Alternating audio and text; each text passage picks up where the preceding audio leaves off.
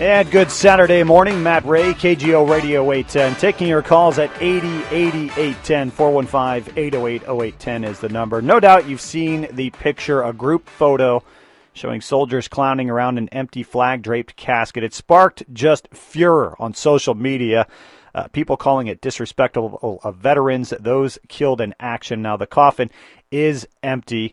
The National Guard in Wisconsin responding by announcing it suspended the soldier who posted the photo online from her honor guard duties, the funeral program. The photograph was taken at a guard training facility in Arkansas, including soldiers from other units. A second National Guardman has also been suspended because he basically defended the photo. The caption reads, "We put the fun in funeral." Some are saying it's a lack of leadership. Some saying other things are going on here. We welcome in retired Air Force Colonel Kim Olson. She runs Grace After Fire. It's a great organization, helps returning service members adjust to civilian life. Good morning. Good morning, Matt. Thanks for joining us again here on KGO. What's your take on the situation here? Well, I think I'd echo what the National Guard General Director said, which was, it is absolutely in poor taste. It is, I think, very disrespectful to those who have lost loved ones. And I'm sure that appropriate actions are going to be taken for their lack of judgment in, A, taking the photo, and B, posting it. Well, talk about lack of leadership. I mean, we have not only, it's been claimed here that this is lack of leadership. There was a report out earlier this week about discharges in the Army, conduct there. Of course, we have conduct in the misconduct in the Air Force, the Navy. What's going on? That's a great question, man, and I'm sure there's lots of generals standing on people's carpets trying to answer that very thing in front of, the Secretary of Defense and the respective service secretaries. I think it might be indicative of a force in all services that is worn out from almost 10 to 12 years of deployments and war. I think it's indicative of a pretty small force. The force has shrunk to only 1% of the nation serves in uniform today. And I think, again, when you're so small, when one person does something wrong, everybody knows about it. It's not like we're a, 5 to 10 million person force. We're only at 3 million. So when one person does something really stupid, because that was really stupid, everybody's going to see it. And, of course, this instant media, you're going to see it, within 24 hours, and then we get the reaction from the public. Sure. And she's been suspended. A second National Guard member has been suspended for defending the photo. What do you say to the others that are posing? I mean, there's 2, 4, 6, 8, 10, 12. There's 14 people posing around this funeral or around this coffin here. What do you say to them?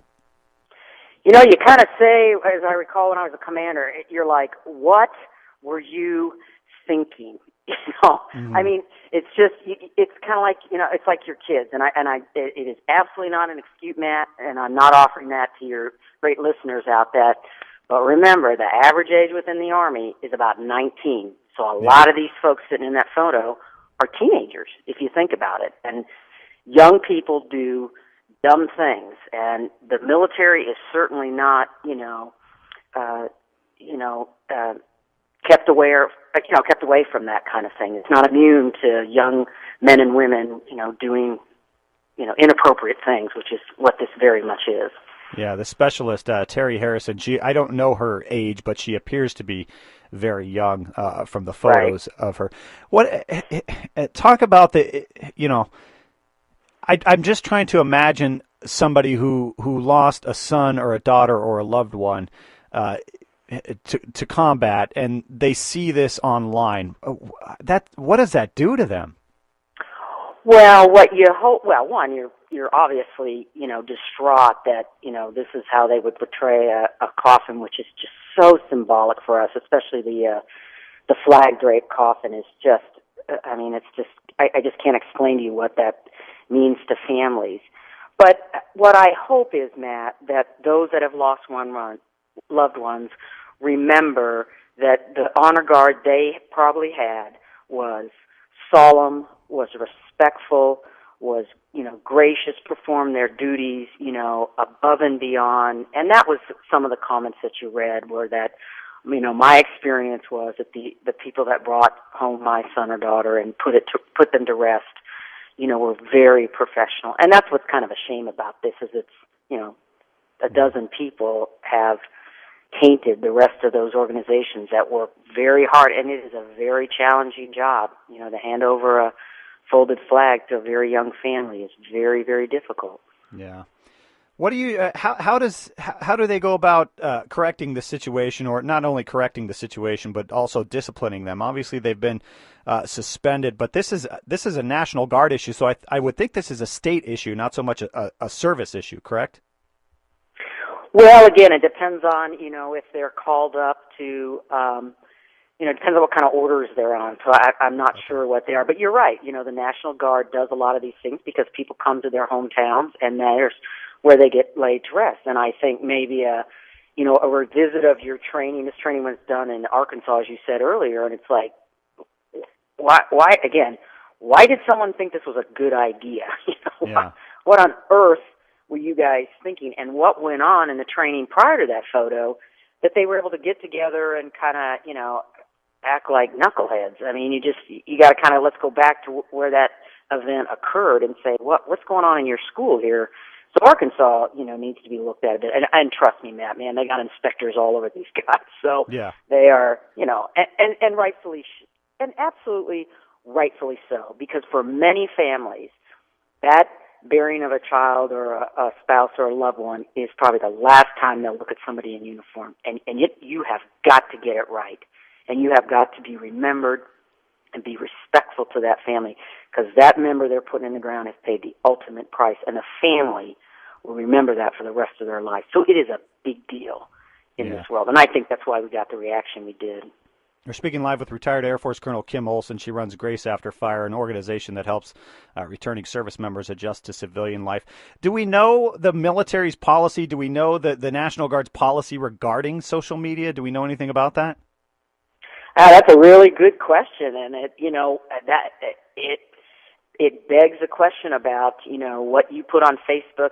Well, we know a lot of things about when you're in uniform. You can't say certain political things because you can't give the impression that you're representing your service in a certain opinion. So they're pretty specific about that. But that's a really good point, Matt. That maybe the military should look at social media. But here's a war that these guys were in instant contact, with their loved ones back home their entire tour. So in a way, that box is already open, and to try to pull that back in, I think is going to be a struggle for this generation.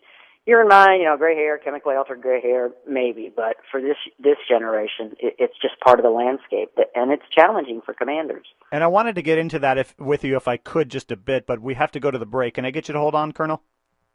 My pleasure, man. I'll hold on for you. Hear it live on the Bay Area's news station, KGO 810.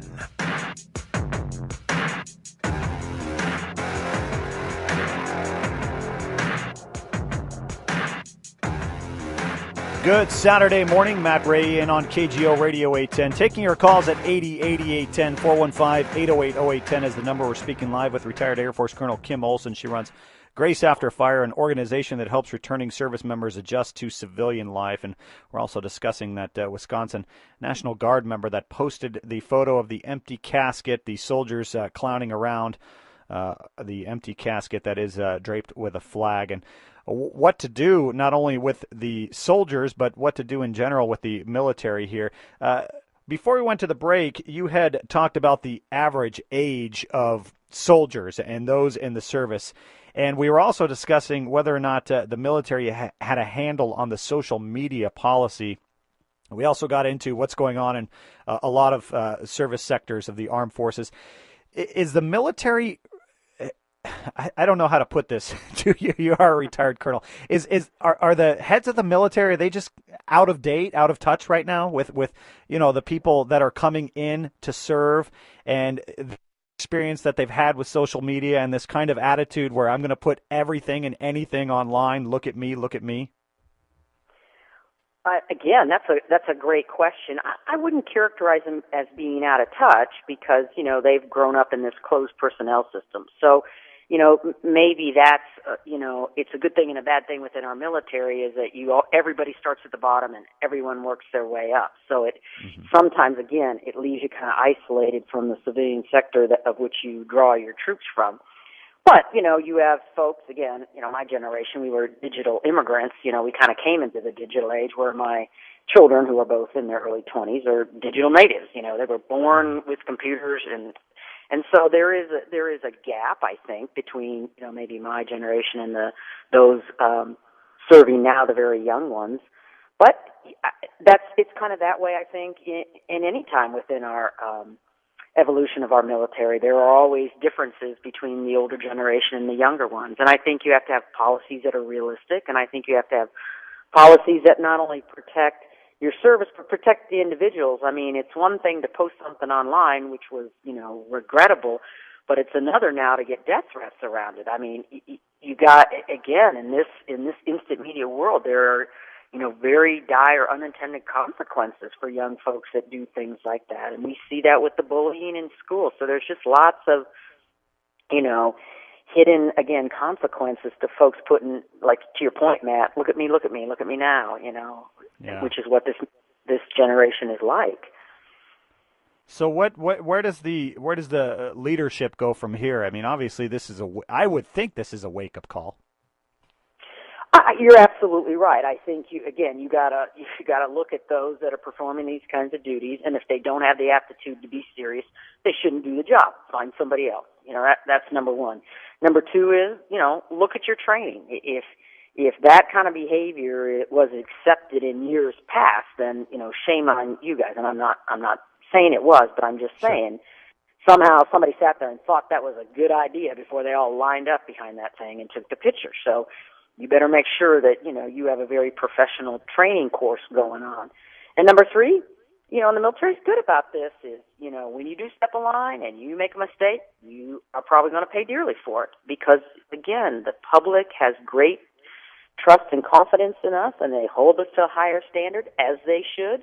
And when you betray that standard, you pay. And that's kind of the way it is if you're going to be in this all-volunteer force in America. Outside of this specific situation, I mean, obviously she posted a photo online that went viral, so the world knows about it. But outside of this situation, let's take the cheating scandals, for instance, and the high amount of discharges here that's happened in the Army. Is this something that's new, or is this just a product of the 24-hour news cycle where we just know more about it these days? I think you're absolutely right, Matt. I mean, and there's nothing wrong with the services being transparent. But before, you had to go and fill out information request to find out stuff. Today, you can get it instantaneously. So it's a change of how quickly information is available to the public. And again, the 24-hour news cycle, you don't hear a story twice. You hear it, 20 times up on the hour. So It appears as if it's occurring more, but I would argue that it's just being said more in different platforms. Retired Air Force Colonel Kim Olson, Grace After Fire. The organization helps returning service members adjust to civilian life. We appreciate your time as always, Colonel. Thank you, Matt. Thanks for giving vets a voice.